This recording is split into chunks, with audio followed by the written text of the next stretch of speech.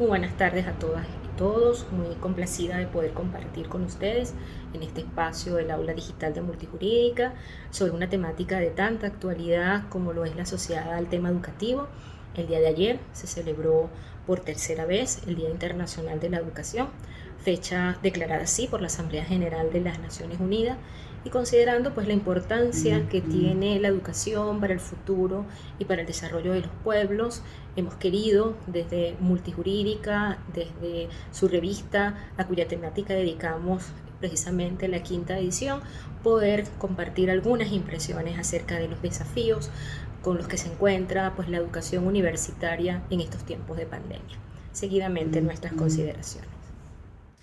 Bien, muy buenas tardes. Comencemos entonces nuestro intercambio sobre los desafíos de la educación superior en tiempos de pandemia. A partir del 11 de marzo de 2020, fecha en que la Organización Mundial de la Salud declara que el COVID-19 puede calificarse como pandemia, los organismos encargados de regir los sistemas de educación superior en América Latina y el Caribe anunciaron las medidas a adoptar considerando las recomendaciones de la Organización Mundial de la Salud y su adecuación a la situación de cada país. Estas medidas abarcaban, pues como es lógico, no solamente algunas recomendaciones de carácter sanitario, sino también otras asociadas a la prosecución académica y su continuidad a distancia, así como la reprogramación de los calendarios académicos. En la lámina que les acabo de compartir, se indica cuál es el esquema que vamos a seguir en nuestra conversación. En primer lugar, partiremos de las declaraciones de la UNESCO y del IESAL, el Instituto Internacional para la Educación Superior en América Latina y el Caribe, ofrecidas al inicio de la pandemia en el mes de abril. Luego nos referiremos al informe de la UNESCO y de la CEPAL de agosto del año 2020,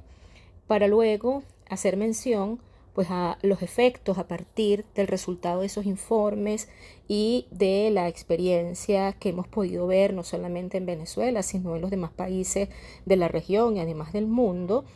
cuáles son los efectos que ha generado la suspensión de las actividades presenciales en el ámbito educativo y, como es lógico, pues siendo el motivo de nuestra conversación, particularmente en el ámbito de la educación universitaria. Luego haremos mención, según los informes igualmente de la UNESCO, a algunas políticas públicas que han adoptado los diferentes países como mecanismo, como respuesta a la suspensión de actividades presenciales en razón de la imposibilidad y de las limitaciones de contacto y de presencialidad, por tanto, en actividades formativas. Haremos mención al caso Venezuela a partir del reporte que hizo el Estado venezolano a la UNESCO para cerrar pues nuestra disertación con algunas consideraciones relativas a lo que puede ser la educación superior post-COVID-19. Esto, como señalaba anteriormente, pues siguiendo los distintos informes que han suscrito, que han emanado de diferentes organismos internacionales, y a partir de allí pues tratamos de formular o de ordenar algunos retos o temas que consideramos deben ser abordados una vez se retome la normalidad o por lo menos se recupere parcialmente la presencialidad. El 6 de abril de 2020, la UNESCO, a través del Instituto Internacional para la Educación Superior en América Latina y el Caribe, IESAL, presentó el documento COVID-19 y Educación Superior, de los efectos inmediatos al día después, análisis de impacto, respuestas y recomendaciones. En dicho documento se realiza una exposición sobre la influencia de la pandemia en los actores educativos a nivel superior, es decir, estudiantes, profesores, personal no docente o como solemos denominarlo acá en Venezuela, el personal administrativo, políticas públicas. Asimismo, en ese informe se contemplan posibles respuestas institucionales ante el contexto pandémico. En el esquema del informe que presenta UNESCO y el Instituto para la Educación Superior en América Latina y el Caribe, se dedica una sección a esos impactos previsibles que tendría pues la pandemia en el ámbito educativo a corto, mediano y largo plazo. Y en relación con los estudiantes se hace mención pues a los siguientes parámetros o extremos: la vida cotidiana y el equilibrio personal, los costos y cargas financieras, las perspectivas laborales de los nuevos graduados, la sustitución de las clases presenciales y la movilidad internacional. Se dedica una sección a los profesores, otra al personal no docente, otra a las instituciones de educación superior de manera pues ya específica, otra al sistema educativo, y en relación con ello pues se plantean tres temas medulares: el comportamiento de la demanda, el comportamiento de la oferta y la gobernanza del sistema. El informe inicia con los impactos inmediatos a mediano y largo plazo de la pandemia sobre esos distintos actores y refiere que los estudiantes se han visto forzados a entrar en una dinámica no planificada de clases a distancia que afecta su vida cotidiana, los costos, por supuesto, y las cargas financieras, pues no solamente de los estudiantes, sino de su entorno familiar, así como la continuidad de sus aprendizajes y la movilidad internacional. Se reflejaba en el referido documento de abril de 2020 una situación que es particularmente visible en Venezuela. Decía el documento que quienes no hayan contado con una oferta de continuidad de calidad y con seguimiento individualizado probablemente se irán desvinculando del ritmo académico y aumentando su riesgo de abandono del sistema. En el caso de América Latina y el Caribe, entrar en una fase de estudios a distancia requiere de una alta tasa de conectividad de calidad. Sin embargo, tan solo 1 de cada 2 hogares está conectado. La paradoja es que a pesar de que las tasas de conectividad en los hogares son muy dispares, las tasas de líneas móviles son extremadamente elevadas y superan en muchos casos la cifra de una línea por persona. Esta situación, según el documento, constituye una oportunidad que las instituciones de educación superior deberían aprovechar, centrando sus esfuerzos en soluciones tecnológicas y contenidos para su uso en teléfonos móviles. Por ello decía hace poco pues que en Venezuela esta situación que refiere el informe es particularmente aplicable, porque el hecho es cierto de que es frecuente que un mismo usuario reporte el uso de más de una línea telefónica, de una línea, además de un teléfono celular, no garantiza necesariamente una conectividad de calidad. En este documento se sigue sosteniendo que el acceso de los estudiantes a las tecnologías y plataformas requeridas para la educación a distancia, que se reporta en un 76%, y la propia capacidad real de las instituciones en términos tecnológicos y pedagógicos de ofrecer educación online de calidad, que estaría alrededor del 75%, pues dejaba por fuera a un 25% de estudiantes e instituciones. Y que en este contexto, pues los profesores se constituyen como sector vulnerable, sobre todo en el caso de los contratados temporalmente o para materias prácticas, quienes, ya se anunciaba desde abril del año pasado, pues corrían el riesgo de quedarse sin trabajo por las características de sus empleos. Por otra parte, la brecha digital también pues atentaba contra la estabilidad de una mayoría que no contaba, y al día de hoy sigue sin contar con ello, pues con las herramientas y recursos para continuar con las clases en modalidad virtual. Con fundamento en las consideraciones anteriores, formulaba la UNESCO las siguientes recomendaciones. Agrupaba estas recomendaciones en 2 categorías: recomendaciones dirigidas a los gobiernos y a las instituciones de educación superior, y recomendaciones dirigidas exclusivamente a las instituciones de educación superior. En relación con el primer grupo, recomendaciones a los gobiernos y a las instituciones de educación superior, señalaba la UNESCO que se debían generar mecanismos de concertación que permitieran avanzar conjuntamente en la generación de mayor capacidad de resiliencia del sector de la educación superior ante futuras crisis. Esto exige por parte de los gobiernos contar con la educación superior en los planes de estímulo para la recuperación económica y social. Forjar un consenso nacional para una estrategia de fomento de la recuperación y de la innovación de la educación superior. Dotarse de un entorno normativo claro en la reapertura de las aulas que genere seguridad y comprometerse con la cooperación internacional. En el caso de las instituciones de educación superior, se recomendaba anticiparse a una suspensión de larga duración. Fíjense, este informe data de abril de 2020. Desde esa fecha hasta el presente, pues ya han pasado alrededor de 9 meses.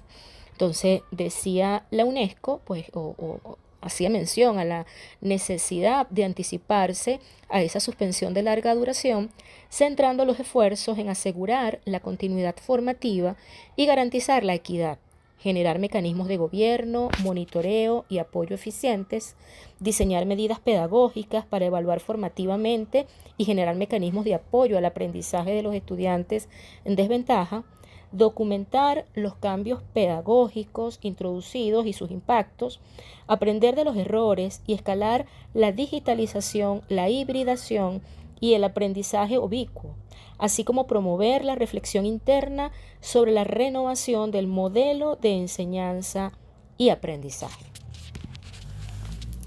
De forma específica, la UNESCO recomendaba a las instituciones de educación superior lo siguiente. 1.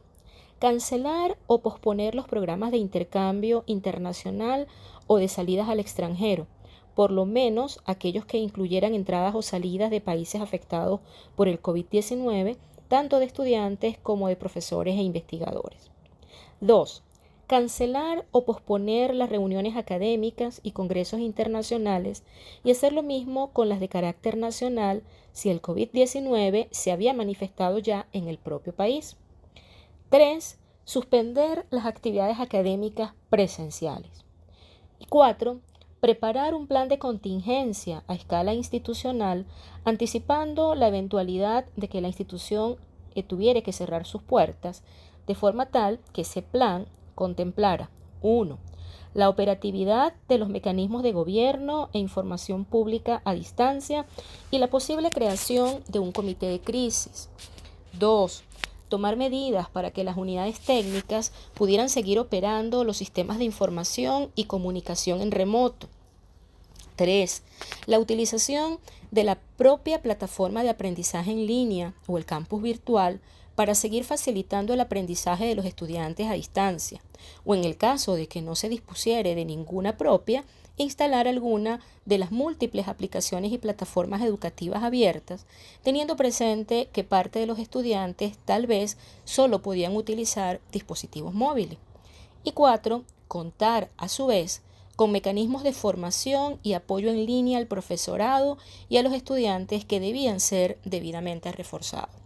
En la última parte de nuestra conversación, pues al mencionar esos retos, esos desafíos a los que se enfrenta la educación superior en este contexto, pues nos corresponderá hacer una evaluación en torno a si esas recomendaciones de la UNESCO efectivamente han sido adoptadas y bueno, por supuesto, hacer una particular referencia al caso venezolano. Lo que implica pues hacer precisamente una especie de diagnóstico de cuál es la situación actual de la educación superior en Venezuela. En agosto de 2020, el IESAL y la CEPAL emiten un informe intitulado La educación en tiempos de la pandemia de COVID-19, que recoge la información recolectada sobre los 33 países de América Latina y el Caribe con fecha de cierre hasta el 7 de julio de 2020. Ese informe trata los siguientes aspectos. En primer lugar, medidas educativas adoptadas durante la crisis generada por la pandemia de COVID. En segundo lugar, la continuidad de los aprendizajes y el impacto curricular. En tercer término, cuán preparados estaban los países para la continuidad educativa en línea y se refleja allí pues la exacerbación de las brechas digitales. En cuarto lugar, la adaptación de los procesos de evaluación. En quinto término, las necesidades de apoyo a docentes y directivos escolares. En sexto lugar, el impacto psicológico y socioemocional de la comunidad educativa. Y cierra con la priorización de grupos vulnerables. En lo que respecta al primero de esos aspectos, cuanto a las medidas educativas durante la crisis generada por la pandemia de COVID, constataron el IESAL y la UNESCO que en el ámbito educativo, pues gran parte de las medidas adoptadas se relacionaban con la suspensión de las clases presenciales, y en 29 de los 33 países cuya información se colectó, se establecieron distintas formas de continuidad de los estudios en las diversas modalidades a distancia. Se refleja en el informe que 26 países implementaron formas de aprendizaje por Internet y 24 establecieron estrategias de aprendizaje a distancia en modalidades fuera de línea, incluidos 22 países en que se ofreció aprendizaje a distancia en ambas modalidades, es decir, fuera de línea y en línea. 4 para esa fecha contaban con modalidades exclusivamente en línea y 2 con modalidades solo fuera de línea. Entre las modalidades de aprendizaje a distancia en línea destaca el uso de plataformas virtuales de aprendizaje asincrónico que se estaban utilizando en 18 países, mientras que solamente 4 ofrecían clases en vivo, es el caso de Bahamas, Costa Rica, Ecuador y Panamá, y a su vez se refleja en ese informe que entre las formas de aprendizaje a distancia, es decir, fuera de línea, 23 países realizaban transmisiones de programas educativos por medios de comunicación tradicionales como la radio o la televisión.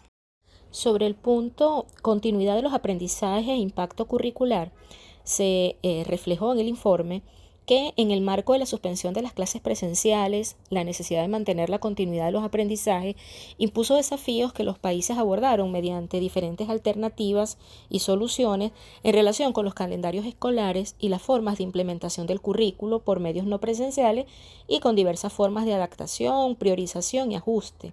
Para realizar esos ajustes, pues debían tomarse en cuenta las características de los currículos nacionales o subnacionales, los recursos y capacidades del país para generar procesos de educación a distancia, los niveles de segregación y desigualdad educativa del país y, por supuesto, pues el tiempo que había transcurrido en relación con el año escolar.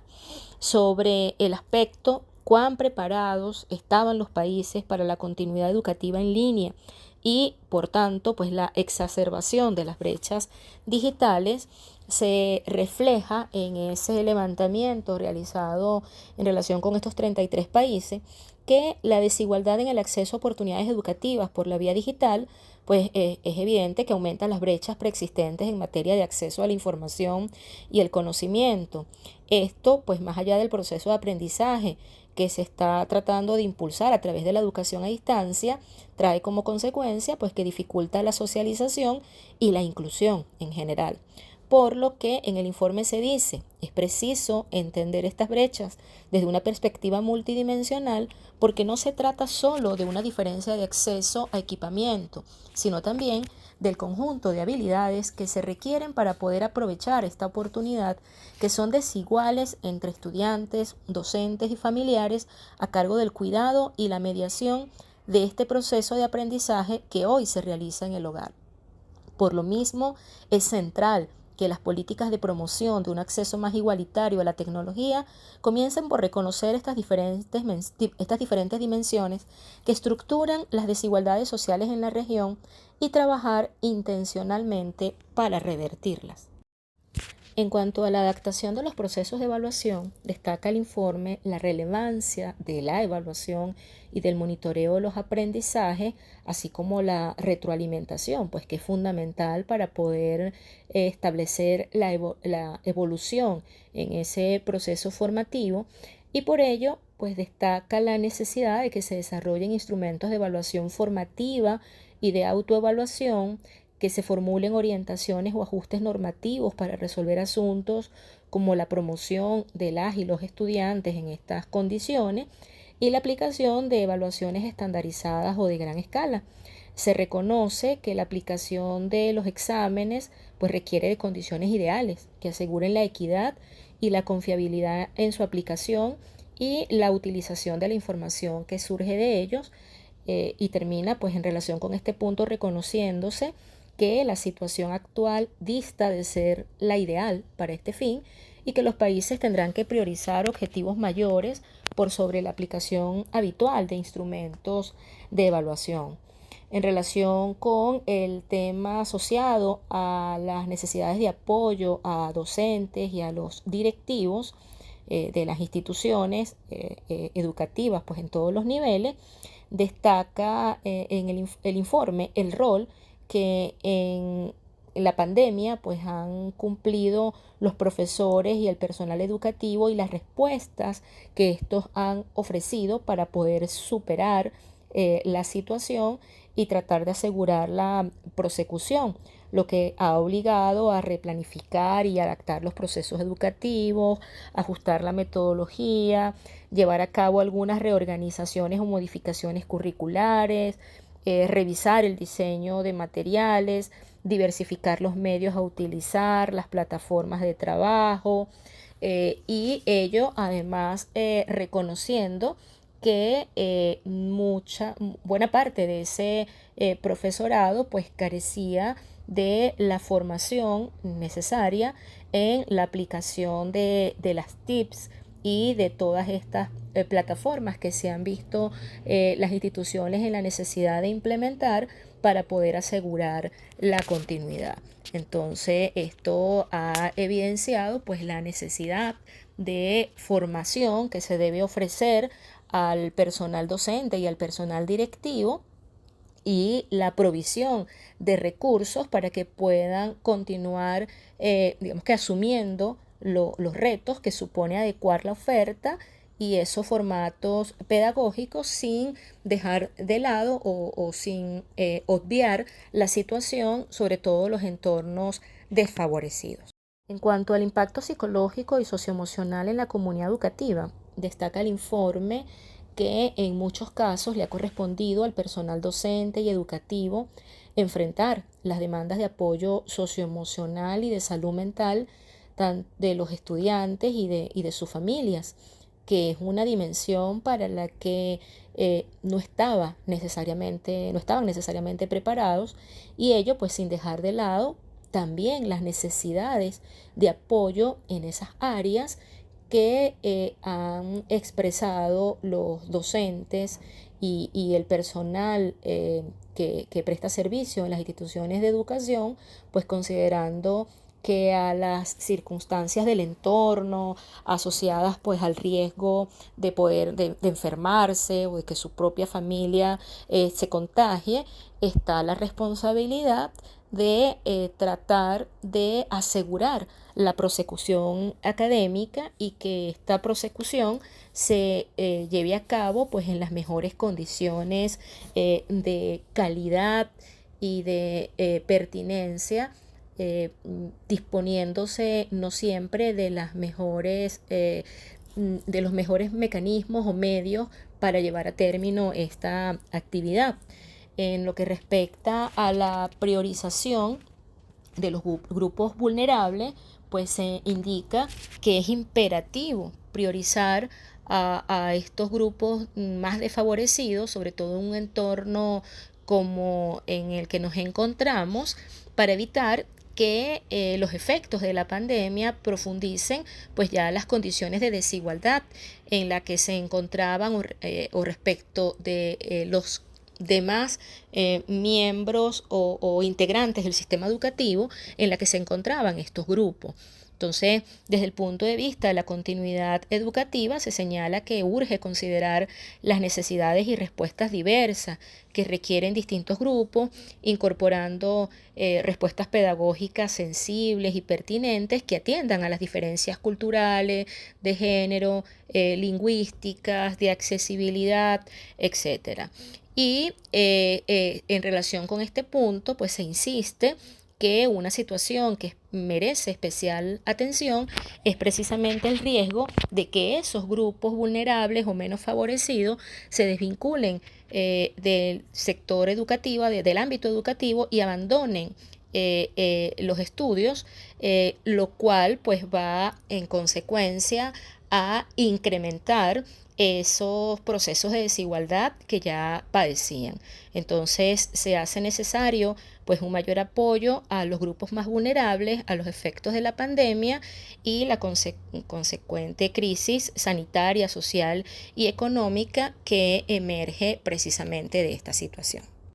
Seguidamente vamos a hacer mención a algunos de los efectos que se han generado de la suspensión de actividades académicas presenciales como consecuencia de la pandemia por el COVID-19. Y para ello vamos a partir del contenido de una publicación de la Universidad Nacional Autónoma de México del año 2020 intitulada Educación y Pandemia. En esa publicación se dedica un capítulo al tema de educación superior, en el que se abordan una serie de problemas específicos y complejos de ese ámbito que parten del reconocimiento de que la intensa actividad académica que fue súbitamente detenida por el cierre de las instituciones universitarias representa profundos retos para la educación superior. Se dice en ese documento, en esa publicación,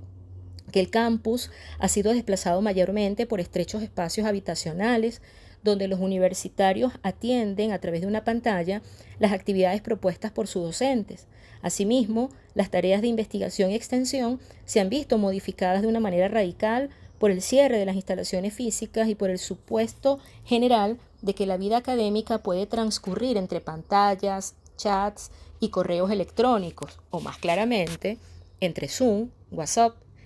y Google Classroom.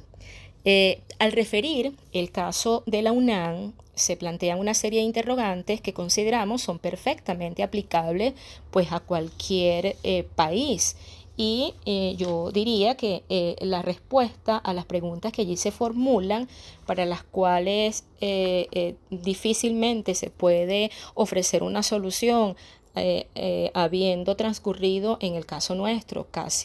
ya casi un año, cerca de un año de la declaratoria de estado de alarma como consecuencia de esta pandemia, la situación se mantiene perfectamente vigente. Estas preguntas son: ¿cuáles son las tensiones que caracterizan a la emergencia que se vive? ¿Cuáles son las condiciones de los universitarios ante la educación en línea? ¿Qué experiencias existen en otras latitudes? ¿Cuántos alumnos universitarios continuarán sus estudios y cuántos se verán obligados a iniciar la vida laboral? ¿Se puede transferir a la pantalla la convivencia académica? Al concluir la emergencia, ¿con qué recursos financieros contará la educación superior? Precisamente en reconocimiento de la importancia que en toda esta temática pues tiene el aspecto tecnológico. Seguidamente, en la misma publicación, se dedica todo un capítulo al tema de educación, tecnología y conectividad. Y en cuanto a esta situación, se refiere que los problemas que allí se presentan tienen diversas entradas. Por una parte, la pertinencia y disponibilidad de las tecnologías, sobre lo cual ya hemos hecho mención, esa desigualdad evidente que hay entre distintos sectores en cuanto a la posibilidad de acceder a algunos medios que permitan pues darle soporte o mantener esa educación a distancia que requiere necesariamente de unas plataformas de las cuales no todos gozan o a las que tienen acceso, el tema de alfabetización mediática y digital. Y partiendo de allí pues también se formulan otro grupo de preguntas. ¿Cuál es la relación entre la brecha digital y las grandes asimetrías que se viven en el país? ¿Cuáles son las condiciones reales de la sociedad en términos de acceso a la tecnología? ¿Qué beneficios y qué efectos no deseados traen las políticas para la educación centradas en el uso de las tecnologías? Y cierra este interesantísimo trabajo con otro capítulo en el que se focaliza la situación de las desigualdades, y precisamente se titula ese módulo Educación, Desigualdad y Género, porque se sostiene, lo cual es totalmente cierto, que se trata de una línea pues que cruza en forma transversal, todos los puntos allí tratados, y en relación con ello nuevamente se formula una batería de preguntas. cómo contender con las desigualdades sociales y educativas, cómo aminorar las brechas en las poblaciones vulnerables y en el tema de las vulnerabilidades, cómo tratar las violencias de género en tiempos de pandemia. Esta última temática pues ha estado en el tapete durante los últimos meses, no solamente en nuestro país, sino en prácticamente todo el mundo, pues como la pandemia ha conllevado a que se incremente de manera exponencial pues la situación de violencia de género, ¿no? Entonces, de allí la importancia de esta temática y la vigencia de todas estas interrogantes que se formulan en esta investigación.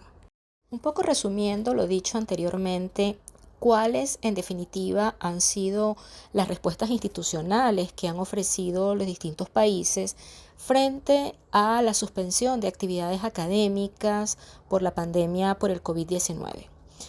Se trata pues de cubrir el frente sanitario y para ello ha habido necesidad de ajustar calendarios, contribuir desde la investigación y el desarrollo a mitigar la pandemia, garantizar la continuidad de actividades formativas por medio de la educación a distancia, apoyar con recursos bibliográficos y tecnológicos y también socioemocionales, por supuesto, a la comunidad universitaria. En definitiva, de lo que se ha tratado es de atender la emergencia inmediata con miras a garantizar el bienestar de la ciudadanía, pues además de el bienestar de los miembros de la comunidad educativa y en el caso que nos ocupa particularmente de la universitaria, en definitiva, pues también procurar ese bienestar del resto de los ciudadanos. En los informes que hemos tenido oportunidad de consultar, se refleja el aporte, las iniciativas, actividades que han llevado a cabo diferentes países. En ese sentido, podemos citar el caso de Argentina, Brasil, Colombia, Costa Rica, Honduras, México y Uruguay, casos en los cuales pues, las universidades nacionales han prestado servicios y producido bienes necesarios para afrontar el impacto de la pandemia, como es el caso de la generación, la producción de alcohol en gel, respiradores, cubrebocas, etcétera. Además de desarrollar campañas de promoción de medidas de prevención. Otra modalidad que se ha implementado para atender esta emergencia ha sido la provisión de cursos en línea para docentes. Es el caso, por ejemplo, de Bolivia, Ecuador, Colombia y El Salvador, países que se han enfocado, se han concentrado en el desarrollo y la mejora de habilidades digitales en el contexto de la educación virtual a distancia. Otros países han centrado su respuesta formativa dirigida a los docentes en temas de cuidado de la salud, como es el caso del Uruguay. El Departamento de Formación de la Dirección Sectorial de Gestión Humana del Consejo Directivo Central ha ofrecido un curso virtual a todos los docentes de la Administración Nacional de Educación Pública en temas de promoción y prevención en materia de salud.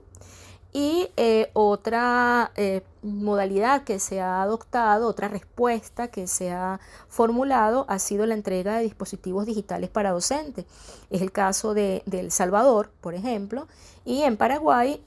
se optó por priorizar la entrega de 2.500 computadoras portátiles con acceso a Internet a 504 instituciones educativas de comunidades indígenas. Todo esto, según se refleja en los informes que ha levantado la UNESCO sobre la base de la información que se ha colectado en los países de América Latina y el Caribe.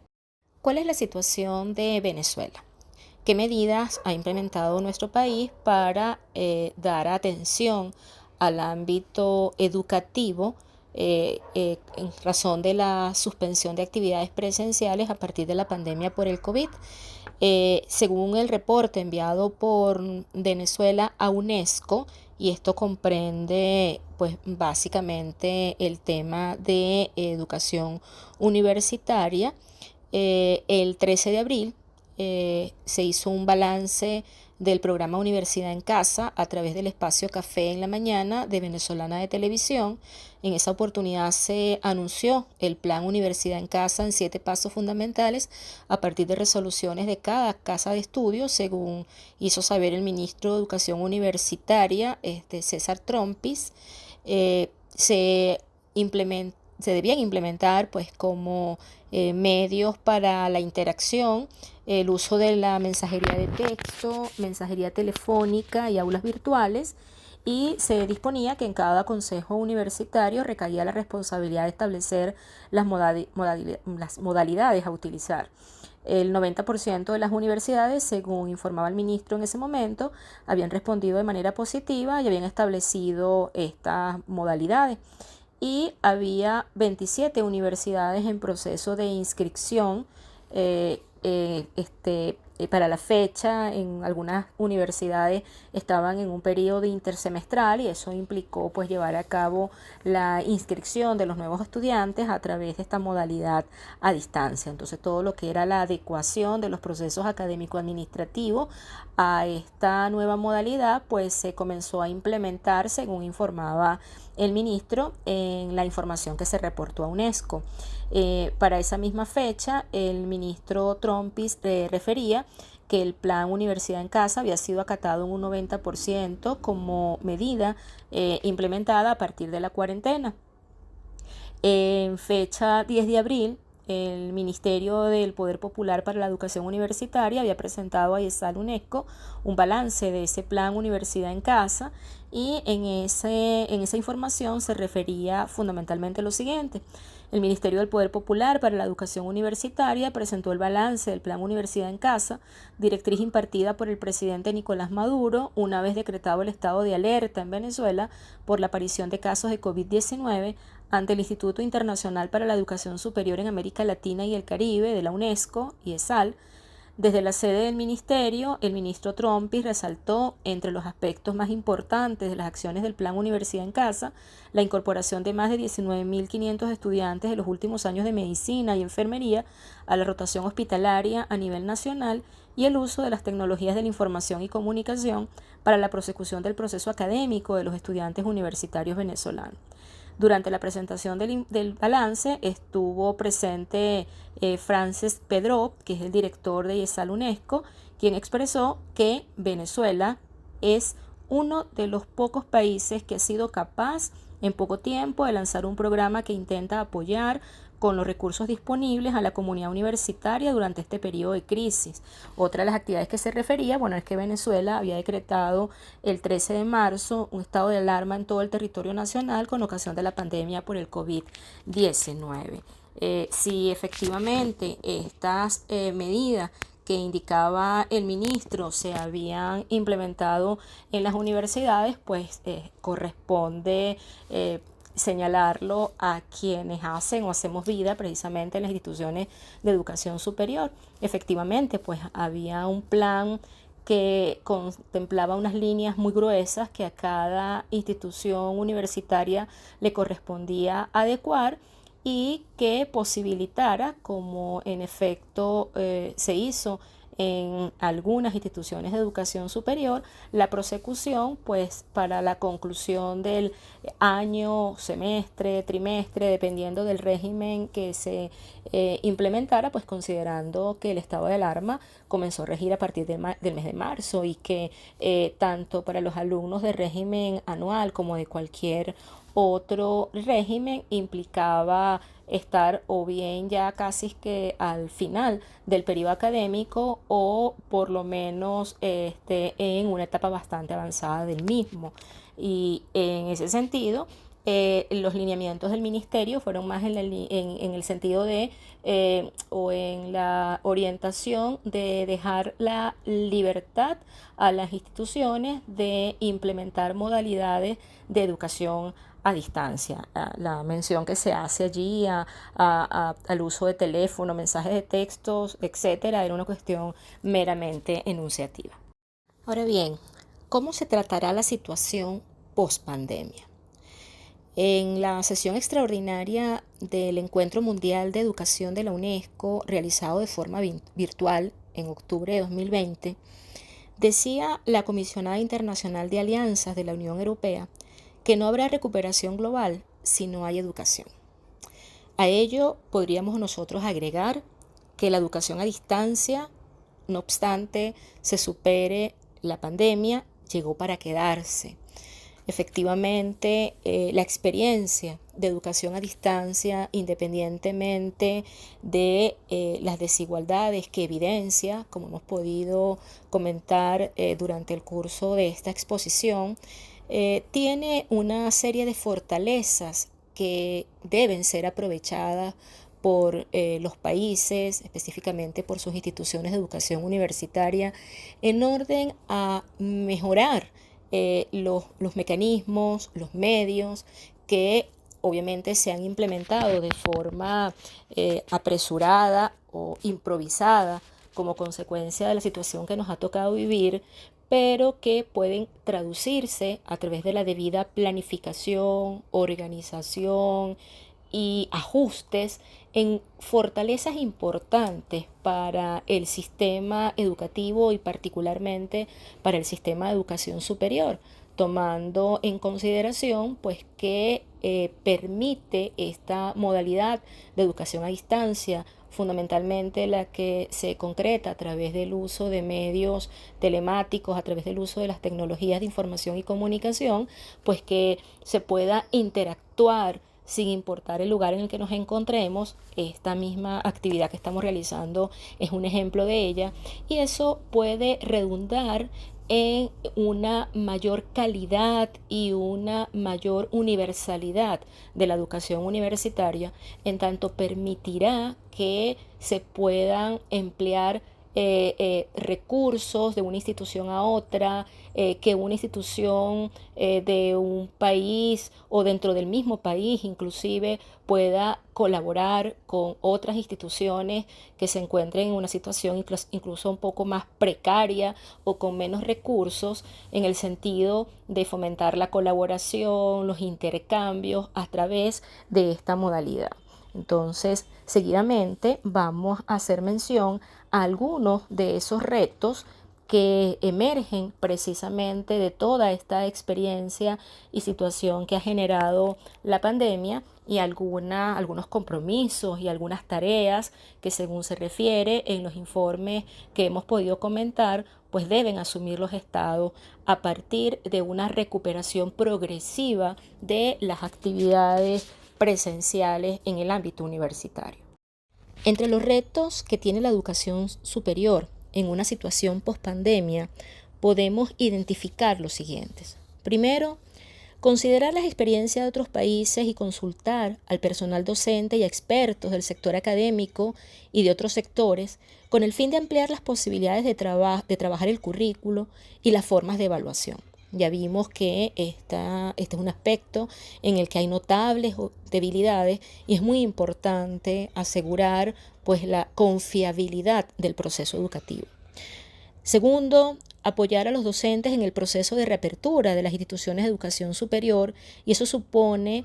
desarrollar planes de formación, asesoría y recursos para trabajar en diferentes formatos de educación a distancia, incluida formación en competencias y metodologías para uso educativo de las tecnologías de información y comunicación y otras plataformas de enseñanza y aprendizaje a distancia, y en criterios para la toma de decisiones curriculares contextualizadas y flexibles, evaluación y retroalimentación para el aprendizaje. Tercero, desde el punto de vista de la continuidad educativa, se debe considerar las necesidades y respuestas diversas que requieren distintos grupos, incorporando respuestas pedagógicas, sensibles y pertinentes a las diferencias culturales, lingüísticas, de género y de accesibilidad.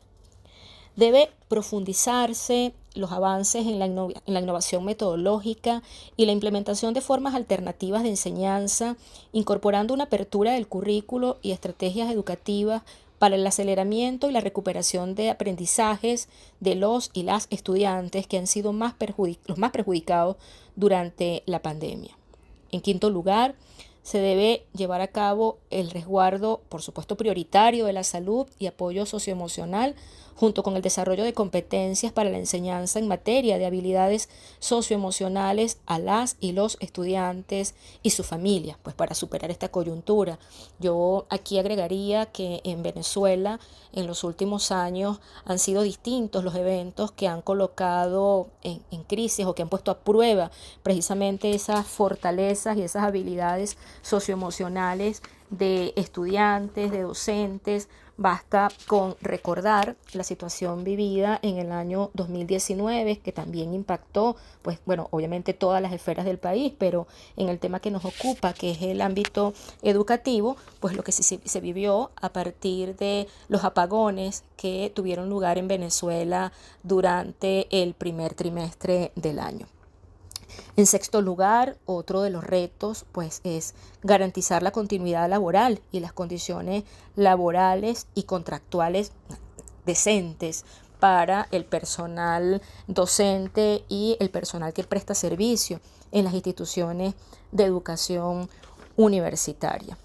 En séptimo lugar, el fortalecimiento de las redes locales de profesorado mediante espacios de apoyo, aprendizaje y elaboración de propuestas colaborativas de abordaje del trabajo curricular, pedagógico y de apoyo socioemocional. Algo que queda evidenciado pues, de toda esta situación es la importancia del establecimiento de las redes, apoyándose o aprovechando precisamente las bondades que devienen del uso de las tecnologías de información y comunicación.